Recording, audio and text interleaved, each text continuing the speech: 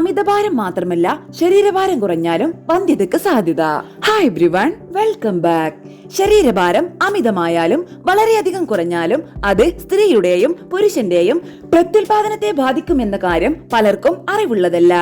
ആരോഗ്യകരമായ ശരീരഭാരം നിലനിർത്തേണ്ടത് പ്രത്യുൽപാദനാരോഗ്യത്തിന് വളരെ പ്രധാനമാണ്. സ്ത്രീകളിൽ അമിതഭാരവും ശരീരഭാരം വളരെ കുറഞ്ഞ അവസ്ഥയും അണ്ടവിസർജനത്തിന് ആവശ്യമായ ഹോർമോൺ സന്തുലനത്തെ തടസ്സപ്പെടുത്തും. അണ്ടവിസർജനവുമായി ബന്ധപ്പെട്ട പ്രശ്നങ്ങൾ പൊണ്ണത്തടിയുള്ളവരിൽ ഇരട്ടിയാണ്.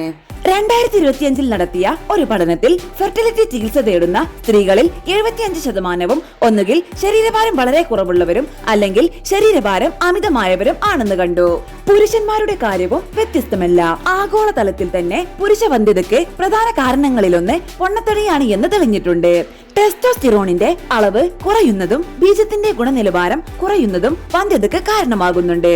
അമിതഭാരം മൂലമുണ്ടാകുന്ന ഹോർമോൺ വ്യതിയാനങ്ങൾ ബീജത്തിന്റെ ഉൽപാദനത്തെയും പ്രത്യുൽപാദന പ്രവർത്തനങ്ങളെയും ബാധിക്കും. ജീവിതശൈലിയിൽ മാറ്റം വരുത്തുക വഴി ഈ പ്രശ്നത്തെ മറികടക്കാൻ സാധിക്കും.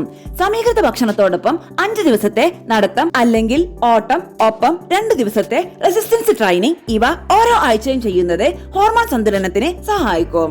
പെട്ടെന്ന് ശരീരഭാരം കുറയ്ക്കാൻ ശ്രമിക്കരുത്.